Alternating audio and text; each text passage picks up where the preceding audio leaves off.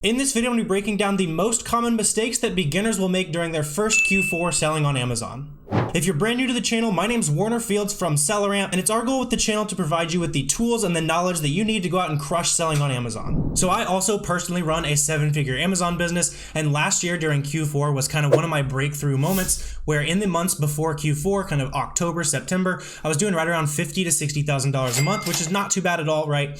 But during November and December, I was able to scale that up to doing about $160,000 in sales during December alone. And so I think I did a pretty decent job of leveraging Q4 last year. So I want to go ahead and give you some of the most common pitfalls that I see beginners fall into during Q4, and a lot of things just that I've noticed as I grow as an Amazon seller. So the first thing that I think is a mistake during Q4, especially as a brand new Amazon seller, is switching the focus of your business to an entirely new category. Especially during Q4, there's going to be a ton of people talking about selling toys on Amazon, and a lot of people just don't sell toys outside of Q4. Me included, I very rarely sell toys outside of Q4. That said, I will definitely be selling toys during this Q4, but I think what a lot of beginners tend to do is they'll figure out how to sell grocery products, maybe a little bit of clothes and some vitamins, stuff like that. But then during Q4, they just completely abandon all of that and just go all in on toys and a whole bunch of other stuff that they don't really understand yet. During Q4, it can be a great opportunity to test experimenting with new categories. It gets a lot harder to lose money. There's a lot more people buying on Amazon, a lot more people needing Christmas presents and stuff, especially with toys. There's going to be a lot of spikes in demand, right? But a lot of sellers end up falling into the trap of thinking that only toys are selling during Christmas time, right?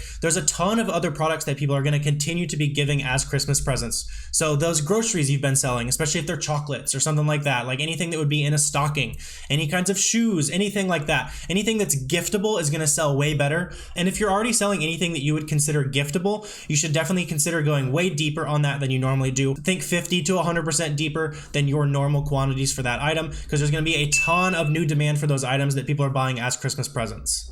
So make sure you don't completely shift the focus of your business. It's great to experiment with new categories, all that during Q4. But as I already kind of mentioned, the second big mistake that I see a lot of beginners make, this is one that a ton of people will talk about, and that's just simply not buying enough inventory. We kind of touched on it just now, but during Q4, especially if you have established products where you're selling maybe 10 to 20 units a month, go ahead and buy 30, buy maybe 40 units of that product, because you're going to notice that those items are going to be selling faster.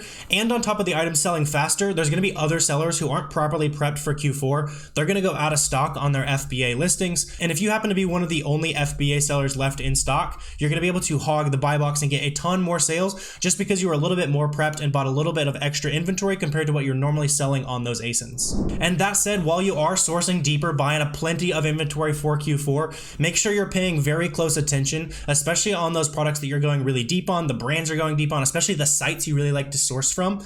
Make sure when you're looking at those websites, you're paying attention to the sales cycles. Make sure you're not buying at a 10% off code when they usually run a 25% off code every other week, right? Because if you buy at 10%, it could be a good product right now, but next week when that same 25% off code comes back that you knew was there last month, if they end up buying on that product, they're going to be able to beat you because they're going to have 15% cheaper inventory. They're going to be hogging the buy box. They're going to be able to lower their prices below you, and you're just going to have to wait them out. So especially during Q4, there's going to be a ton of really amazing sales. So while you're buying super deep on inventory, make sure you're buying super deep during those periods where the inventory is as cheap as possible. Think Black Friday, right? There's going to be a ton of dirt cheap inventory on Black Friday weekend, Cyber Monday. It's going to be amazing. That's probably the easiest 4 or 5 day stretch of sourcing you will have all year. So make sure you're ready to spend plenty of money as we start diving into those Q4 sales. And especially since the Black Friday, Cyber Monday sales will be pushing it pretty close to getting those items into Amazon FBA. That kind of ties in my fourth point I want to bring up.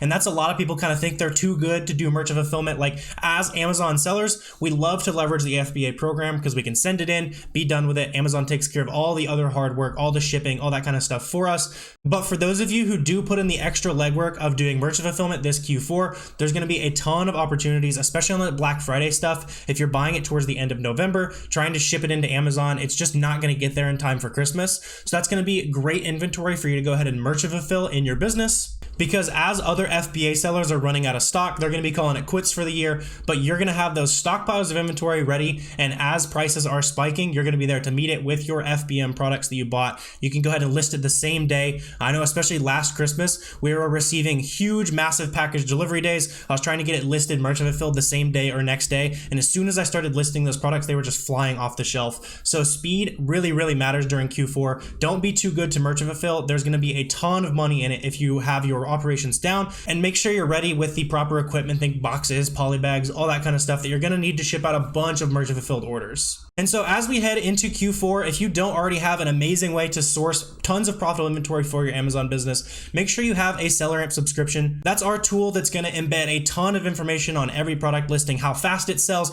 what your competition looks like, and you're also going to be able to go ahead and dive into the competition, see what else they've sourced, see if you can find it cheap enough. I would not want to run my 7-figure Amazon business without SellerAmp. So if you don't have SellerAmp, make sure you activate a 2-week free trial with the link down below. If you guys got value out of this video, please feel free to hit that subscribe button, all that good stuff. Let me know if you guys have any questions. I'm always happy to answer those down below in the comment section. But I really appreciate you guys watching, and I will see you next time.